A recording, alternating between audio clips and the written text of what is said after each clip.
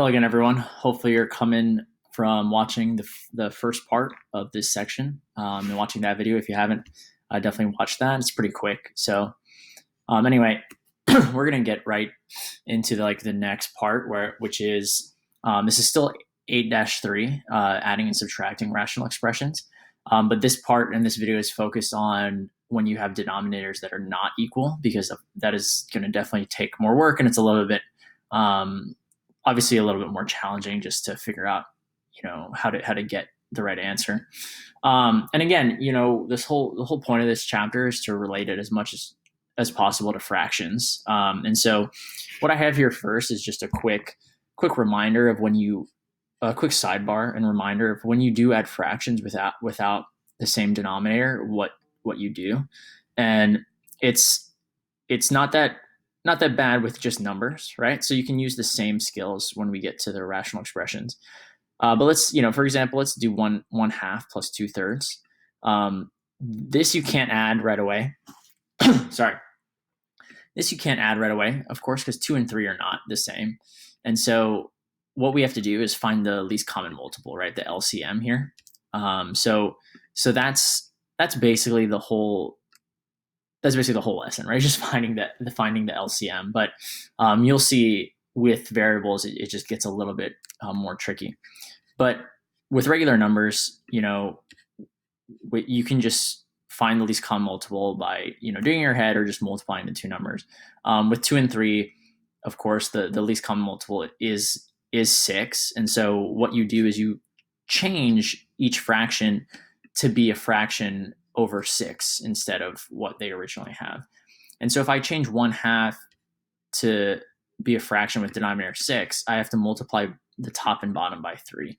Because what you do to the bottom, you have to do the top, right? You have to multiply by the same thing, top and bottom. So if I multiply the 2 by 3 to get to 6, I have to multiply the top, the numerator, by 3, which is just going to be 1 times 3, which is going to be 3/6, right? 1/2 is equal to 3/6, which we all could have known, right?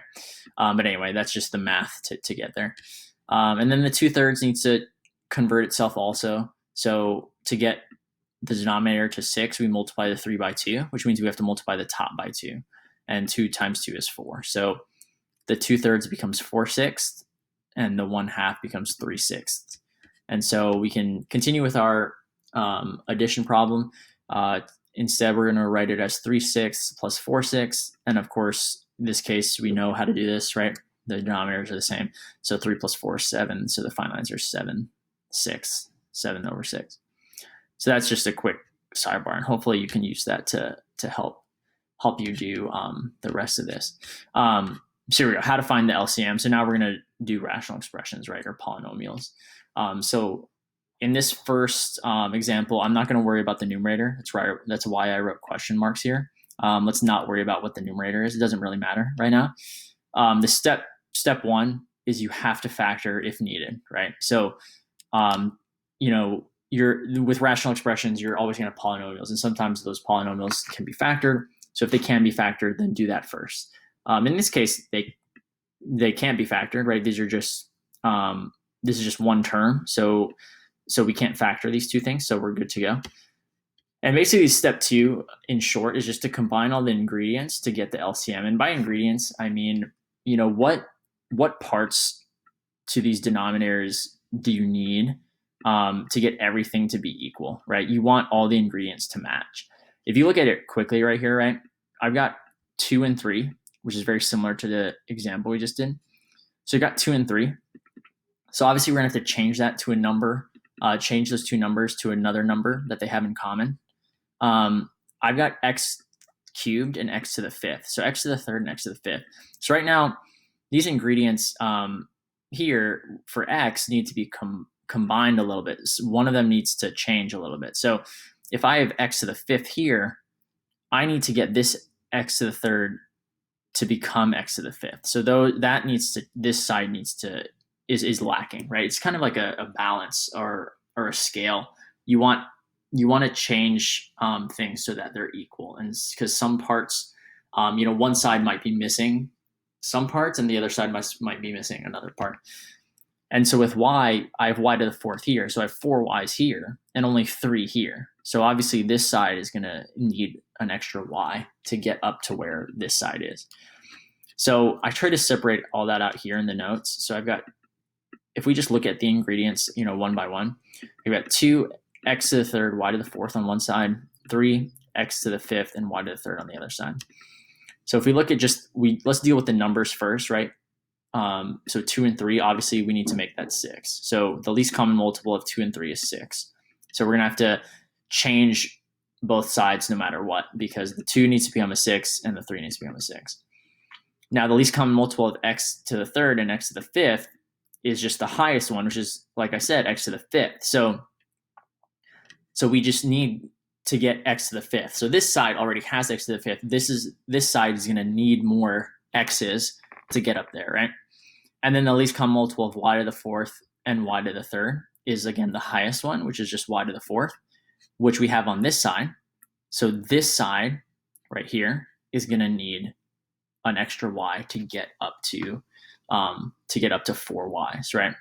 So that's basically it. So basically, if we combine these, right? So if you list them all out like this, where you do the least common multiple of every single part, every single ingredient, our denominator is eventually going to equal all of the things we just wrote down that I circled. So 6, x to the fifth, and y to the fourth, and that's our denominator. These things that we just figured out individually. So this is what I wrote here. We want the denominators to become 6, x to the fifth, y to the fourth. So you're going to do whatever you need to do, whatever you need to multiply to get this 2x cubed, y to the fourth, to become this 6x to the fifth, y to the fourth. And you need to multiply this expression, this fraction, by whatever you need to get this 3x to the fifth, y to the third, to become this. And that's basically that. And so if we try that, try just to explain it real quick. To get, like I said, to get 2x cubed y to the fourth to become 6x to the fifth y to the fourth, what I have to do is multiply the top and bottom, of course. You have to multiply whatever you multiply the bottom by, you have to multiply the top by. And that's going to be 3x squared, because I need the 3 for the 2 to change to a 6, and then I'm missing 2 x's. So it's just x squared. The y to the fourth doesn't need to change, right? And for this fraction, this expression, to become 6x to the fifth, y to the fourth, all it's missing is a 2, right? And a y, because the 2 helps the 3 become 6, and an extra y helps y to the third become y to the fourth. So let's practice that, right? Let's do that real quick. Here's our example. I got 15 over that same denominator plus 7 over that other denominator. So let's make the denominators the same. Step 1, right? We make the denominators the same. And how we did that, of course, is back up here. We have to find the LCM, okay? So let's make the denominators the same. We have to multiply by the same thing, top and bottom. I'm going to multiply the bottom by 3x squared, which I'm doing here, and I'm getting 6x to the fifth, y to the fourth, which we just figured out before. So that means I have to multiply the top by 3x squared, and 15 times 3x squared is 45x squared. All right, that's the first expression. Now the second one, I need to let it become, missing an arrow here. So I need to let this become, again, the same denominator. So I had to multiply by 2y, and if I do that to the bottom, I have to do it to the top. So multiply this by 2y, I get 6x to the fifth, y to the fourth, which is good. 7 times 2y is going to be 14y. So now that I have the same, I've converted both of them, right? Now that I have the same denominator, I can just proceed with what I was supposed to do, which, if you look back here, was addition. So if I rewrite it, so step 2, add, subtract the new numerators, right? So if I rewrite it, I have 45x squared over this new denominator plus 14y over this new denominator. And this just is 45x squared plus 14y. Those things can't be combined, right? Because remember, you're combining like term, and those things cannot be combined. So it's just, you just write it as 45x squared plus 14y over 6x to the fifth, y to the fourth. That's your final answer. The last step here is just a little one. Just in case, it might not happen that often, but you do need to check just in case. You check one last time if you can factor or simplify your answer. Right? And this I can't factor or simplify, right? Because I've got two different variables on top. Nothing really crazy is going on. So check mark, that doesn't need to be factored or simplify. That's my final answer. Cool. All right, let's do a couple more again. Here I've got an example. I've got x minus 1 over this quadratic, x squared plus 3x plus 2, plus x over x plus 1. Okay? All right, so remember step 1 was to find the least common multiple was to factor, right? If we go back up here, factor if needed. And so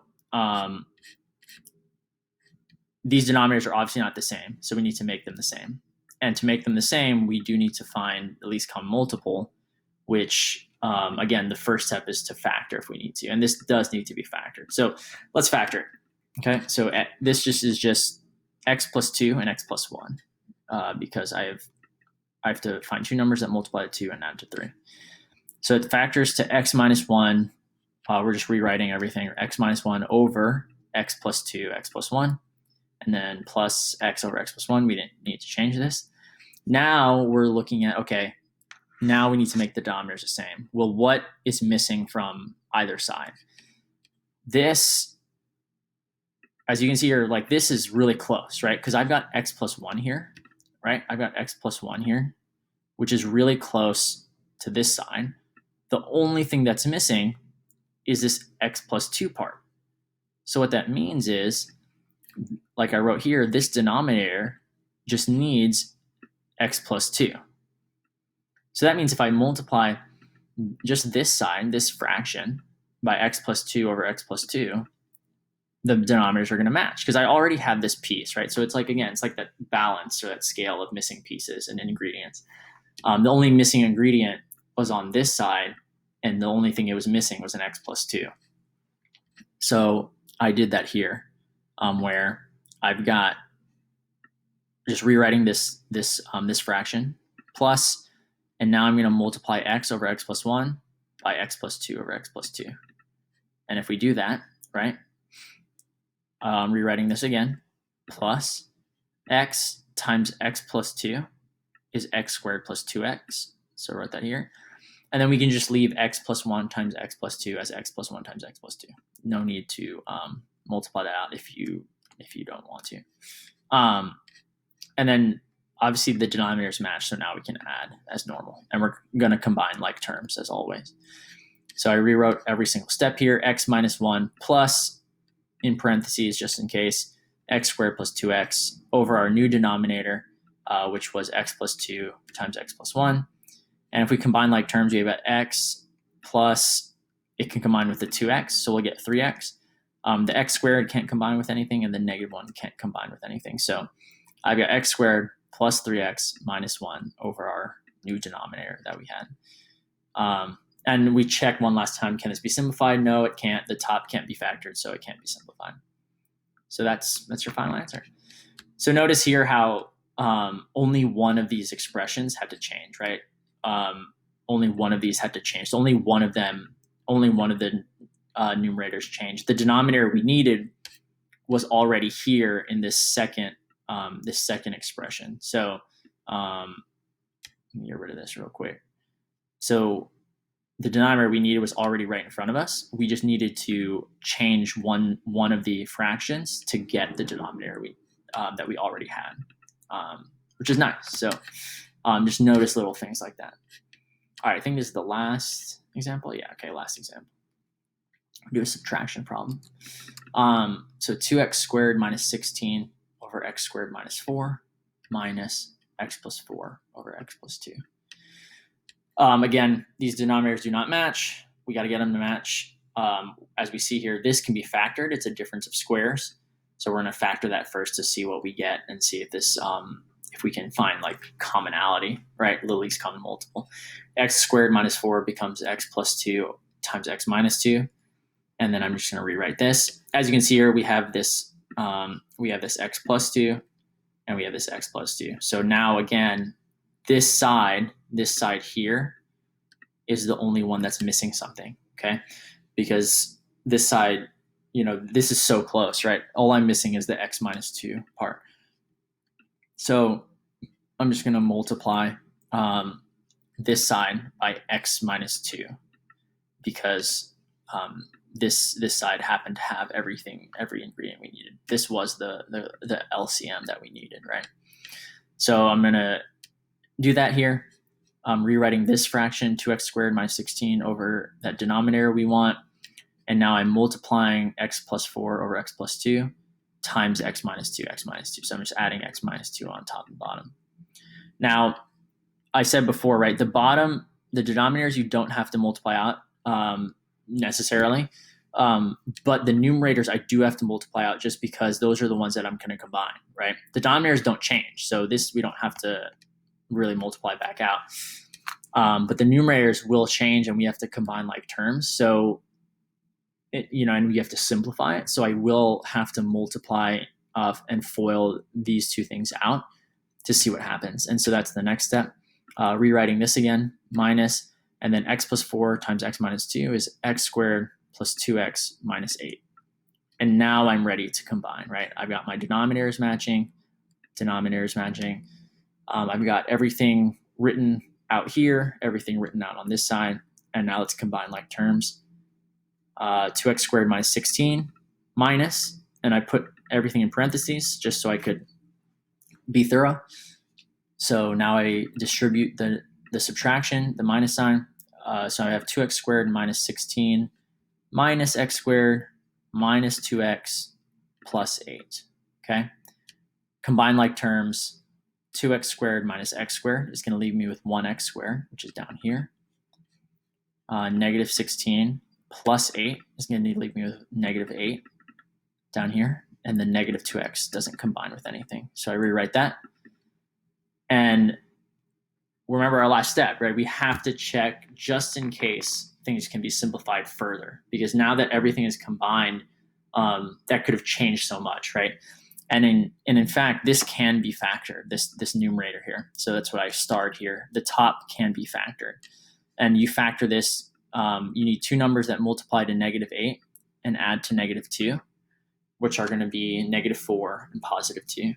So I factored down here the top to become x minus 4, x plus 2. I just rewrite the denominator. That's always been the same. And look, lo and behold, we had something similar on top and bottom. And remember, from the previous lesson, we're always looking for things to cancel out. I had an x plus 2 in the top, x plus 2 in the bottom, so those things are going to cancel out. So my real final answer is right here, x minus 4 over x minus 2, because that's what's left. So this is my final answer. This, you're close, right?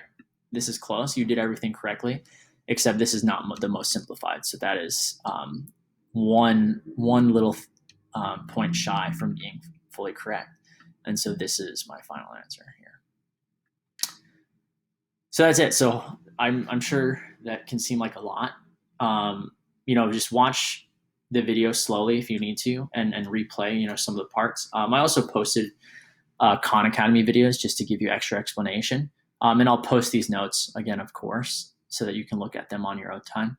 But this is what we're going to be focusing on this week for the most part. So, get used to this and do your IXL, your new IXL assignment that'll be up.